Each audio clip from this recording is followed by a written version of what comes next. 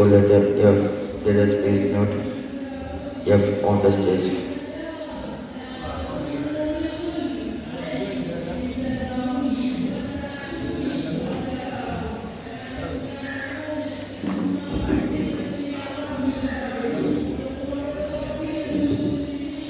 السلام عليكم ورحمة الله وبركاته. الحمد لله الأحد الصمد الذي لم يلد ولم يولد ولم يكن له كفوا أحد والصلاة والسلام على أشرف الأنبياء والمرسلين أما بعد. ബഹുമാന ആദരവ് നിറഞ്ഞ ഉസ്താദുമാർ, എന്റെ ശബ്ദം ശ്രവിക്കുന്ന സ്നേഹവസ്ത്രതരായ വിദ്യാർത്ഥി മിത്രങ്ങൾ, ശാസ്ത്രത്തിന്റെയും സാങ്കേതിക വിദ്യയുടെയും വികാസ പരിണാമങ്ങൾ മനുഷ്യന്റെ സ്വപ്നങ്ങളിലും സങ്കടങ്ങളിലും ഇടപെടലുകളിലും അയജ്ഞ ലളിതമായ മാറ്റത്തിന്റെ മുറ്റങ്ങൾ പണിയുന്ന ഒരു സാഹചര്യത്തിൽ മതമാണ് യുക്തി എന്ന വിഷയത്തിന്റെ പ്രസക്തിയും പ്രാധാന്യവും വളരെയേറെ. എന്നിൽ ഇങ്ങനൊരു അവസരത്തിന് വിധിയെഴുതിയ നാഥുൽ സർവസ്വതിയും അൽഹംദുലില്ലാഹി അലാ കുല്ലി ഹാൽ. പ്രിയരെ, റിലീജിയോ എന്ന ലാറ്റിൻ പദത്തിൽ നിന്നാണ് റിലീജിയൻ, മതം എന്ന പദം നിഷ്പന്നമാകുന്നത്. മനുഷ്യനെ ഒന്നിപ്പിക്കുന്നതെന്ത്, അതാണ് മതം എന്നതാണ് വിവിധ ഡിക്ഷണറികൾ മതത്തിന് നൽകുന്ന നിർവചനം. നമ്മുടെ സാമൂഹിക പശ്ചാത്തലത്തിൽ ഒരു സോഷ്യൽ മൊബിലൈസേഷന്റെ ഭാഗമായി മതം എന്ന് പറയുന്ന സ്ഥാപനത്തിന് വളരെ വലിയ പ്രസക്തിയും പ്രാധാന്യവും നമ്മുടെ സാമൂഹിക വൽക്കരണത്തിലുണ്ട് എന്ന് നമ്മൾ തിരിച്ചറിയണം. ലോകത്തിന്റെ കഴിഞ്ഞകാല ചരിത്രങ്ങളിലെല്ലാം എല്ലാ സമൂഹങ്ങളിലും സമുദായങ്ങളിലും എല്ലാ നാഗരികതകളിലും മതത്തിന്റെ സാന്നിധ്യത്തെ വളരെ കൃത്യമായി നമുക്ക് വായിച്ചെടുക്കുവാൻ കഴിയുന്നതാണ്. മെസപ്പൊട്ടോമിയൻ സംസ്കാരങ്ങളിൽ, മായയിൽ, ഇങ്കയിൽ തുടങ്ങിയ വിവിധങ്ങളായ സംസ്കാരങ്ങളിലെല്ലാം തന്നെ ഏതെങ്കിലും ഒരു സൂപ്പർ നാച്ചുറൽ പവറിനെ അവിടെയുള്ള മനുഷ്യർ ആരാധിച്ചിരുന്നു. അല്ലായെങ്കിൽ കല്ലിനെ, കരടിനെ, മരത്തെ, സൂര്യനെ, ചന്ദ്രനെ എന്നിങ്ങനെ ഏതെങ്കിലും ഒരു വസ്തുവിൽ വിശ്വാസങ്ങൾ അർപ്പിക്കുകയും ആ വിശ്വാസത്തിന്റെ അടിസ്ഥാനത്തിൽ ഒരുമിച്ച് കൂടുകയും ചെയ്തിരുന്നുവെന്ന് ചരിത്രത്തിന്റെ പാഠപുസ്തകങ്ങളിൽ നിന്നും നമുക്ക് വായിച്ച് മനസ്സിലാക്കുവാൻ കഴിയുന്നതാണ്. എന്നാൽ ഇന്ന് നമ്മൾ നോക്കുമ്പോൾ മനുഷ്യന് മതം ആവശ്യമുണ്ടോ? ഈ പ്രപഞ്ചത്തിൽ മതം എന്ന് പറയുന്ന ഒരു സ്ഥാപനത്തിന് ഏതെങ്കിലും ഒരു തരത്തിലുള്ള പ്രസക്തിയുണ്ടോ എന്ന ചോദ്യങ്ങൾ ഒരു ഭാഗത്തു നിന്നും ഇങ്ങനെ ചോദ്യങ്ങൾ ഉയർന്നു വരുമ്പോൾ നമുക്ക് പറയുവാനുള്ളത്, മനുഷ്യൻ എന്ന് പറയുന്ന സാമൂഹിക ജീവി മറ്റ് സാമൂഹിക ജീവികളിൽ നിന്നും ഏറെ വ്യത്യസ്തനാണ്, വ്യതിരിക്തനാണ്. അവന്റെ കഴിവ്, അവന്റെ വിവേചന ബുദ്ധി, വിവേകമായ ക്ഷമത, യുക്തിസാന്ദ്രത എന്നിങ്ങനെയുള്ള വിവിധങ്ങളായ പ്രത്യേകതകളുള്ള മനുഷ്യന് ഈ പ്രപഞ്ചം, ഈ മായാപ്രപഞ്ചം കേവലം ഒരു മായയല്ല, മന്ത്രമല്ല എന്നുള്ള അടിസ്ഥാനപരമായ ചോദ്യവും ബോധ്യവും ഉണ്ടാകൽ അത്യന്താപേക്ഷിതമാണ് എന്ന് അമേരിക്കൻ യൂണിവേഴ്സിറ്റികൾ നടത്തിയ പഠനങ്ങളിൽ നിന്ന് നമുക്ക് വായിച്ചെടുക്കാൻ കഴിയുന്നതാണ്. അപ്പോൾ മതം എന്ന് പറയുന്നത് ഈ മനുഷ്യന്റെ പുരോഗതിക്ക്, അവന്റെ ധർമ്മ സംസ്ഥാപനത്തിന് വളരെ അത്യന്താപേക്ഷിതമാണ് എന്ന് ഈ പഠനങ്ങളിൽ നിന്ന് തന്നെ നമുക്ക് വ്യക്തമാകുന്ന വാസ്തവങ്ങളാണ്.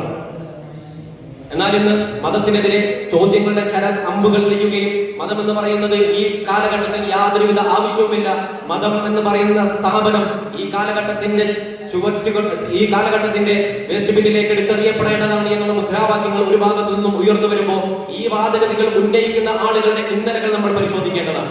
ഇന്ന് നമ്മൾ നേരിട്ടുകൊണ്ടിരിക്കുന്ന ലിബറലിസം, നവനാസ്തികത, ഇതിന്റെ എല്ലാം അടിസ്ഥാന കാരണങ്ങളായി വർദ്ധിച്ചിട്ടുള്ള പരിണാമ സിദ്ധാന്തം, ആ പരിണാമ സിദ്ധാന്തത്തിന്റെ ഉപജ്ഞാതാവായ ചാൾസ് ഡാർവിൻ പോലും ഒരു വേളയിൽ പ്രീസ്റ്റായിരുന്നു, വൈദികനായിരുന്നു എന്ന് നമുക്ക് കാണാം.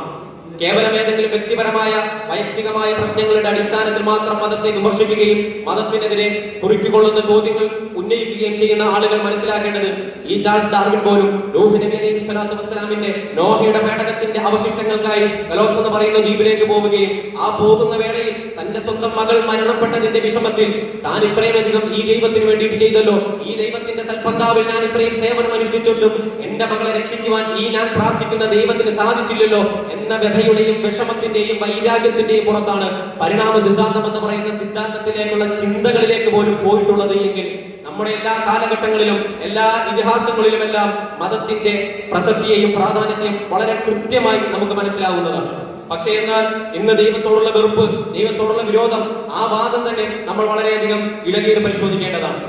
മതം എന്ന് പറയുന്നത് ശാസ്ത്രത്തിന് വിരുദ്ധമാണ് എന്നും ഈ ശാസ്ത്രവും മതവും എല്ലാം യുക്തിയുടെ അടിസ്ഥാനത്തിൽ നിർവചിക്കപ്പെടേണ്ടതാണെന്നുള്ള പൊള്ളയായ വാദങ്ങളാണ് നമുക്ക് ചുറ്റും ഇന്ന് ഉയർന്നുകൊണ്ടിരിക്കുന്നത്. നമ്മൾ മനസ്സിലാക്കണം, മതം എന്ന് പറയുന്നത് ഏകനായ ഇലാഹിൽ നിന്നും അള്ളാഹുവിൽ നിന്നും രൂപപ്പെട്ടതാണ്. അതിന്റെ ആശയങ്ങൾ, ആദർശങ്ങൾ പവിത്രമാണ്. അതിന്റെ കൃത്യമായ മാനദണ്ഡങ്ങളുണ്ട്. ആ മാനദണ്ഡങ്ങളെ മനസ്സിലാക്കുവാൻ കേവലം ഒരു മനുഷ്യ ബുദ്ധിക്ക്, നമ്മുടെ യുക്തിക്ക് സാധിച്ചു എന്ന് വരില്ല. നമ്മൾ മനസ്സിലാക്കണം, ഒരു സാധാരണഗതിയിൽ ഒരു മനുഷ്യന്റെ കാഴ്ച എന്ന് പറയുന്നത് 4 ഡയോപ്റ്റർ നീളം മാത്രമാണ്. അതിനപ്പുറമുള്ള ഒരു കാഴ്ച അവന് കാണുവാൻ സാധിക്കുന്നതല്ല.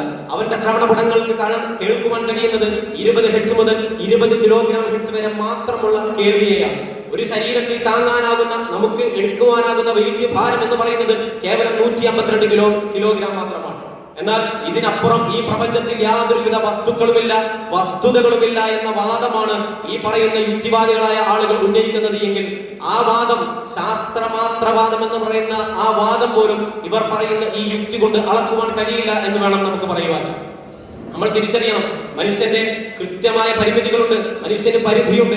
അവന്റെ ചിന്തകൾക്ക്, യുക്തിക്ക് അനുസരിച്ചിട്ട് എല്ലാ കാര്യങ്ങളും ഞാൻ താല്പര്യപ്പെടുന്നത് പോലെ, എന്റെ അഭിലാഷങ്ങൾക്ക് അനുസൃതമായി ഇവിടെ ഒരു ദൈവം ഉണ്ടാകണമെന്നാണ് ഇവർ പ്രതീക്ഷിക്കുന്നത് എങ്കിൽ അത് കേവലം വിഡ്ഢികളുടെ സ്വർഗത്തിലിരുന്നു കൊണ്ട് കിനാവ് കാണുന്നത് പോലെയാണ് എന്നാണ് നമുക്ക് മനസ്സിലാക്കുവാൻ കഴിയുന്നത്.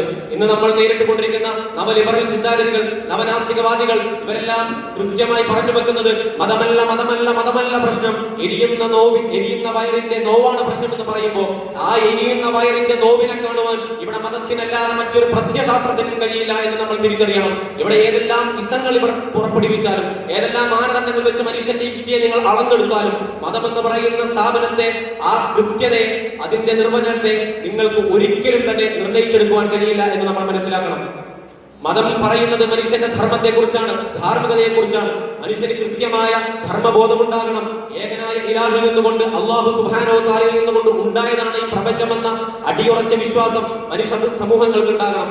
അതുകൊണ്ടാണ് നമ്മൾ തിരിച്ചറിയണം, കേവലം ഏതെങ്കിലും മെറ്റീരിയലിസ്റ്റായ ഡോക്ടറുടെ അടുത്തേക്ക് മാറാവ്യാധി രോഗവുമായി ഒരു രോഗി കടന്നു വരികയാണ് എങ്കിൽ മേഴ്സി കില്ലിംഗ് അല്ലാതെ മെറ്റീരിയലിസ്റ്റായ ഒരു ഡോക്ടർക്ക് പരിഹാരം നിർദ്ദേശിക്കുവാനുണ്ടാകില്ല. പക്ഷേ മതം അവിടെ പറയുന്നത് നിങ്ങൾ തവക്കുലാക്കണേ, നിങ്ങൾ ക്ഷമിച്ചു നിൽക്കണേ, ഇന്നല്ലെങ്കിൽ നാളെ നിങ്ങൾക്ക് നല്ലൊരു രോഗം വരാനുണ്ട് എന്ന് പറയുന്ന പ്രതീക്ഷയാണ് ഇവിടെ മതം നൽകിക്കൊണ്ടിരിക്കുന്നത്. നമ്മൾ തിരിച്ചറിയണം, മതം എന്ന് പറയുന്നത് പ്രാപഞ്ചികമായ പരിവർത്തന, പരസ്പരാശ്രയത്വ, സ്വാഭാവികത, ആപേക്ഷികത, ഉടയാടകളില്ലാത്ത, ഉപേക്ഷകളില്ലാത്ത, യാതൊരുവിധ ഉപാധികൾക്കും വിധേയനാകാത്ത അല്ലാഹുവാണ് അടിസ്ഥാനപരമായ അസ്തിത്വം എന്നുള്ള ബോധമാണ് മതത്തിനുള്ളത്. ആ മതത്തിന്റെ ബോധത്തിൽ നിന്നുകൊണ്ടാണ് നമ്മൾ പ്രവർത്തിക്കേണ്ടത്.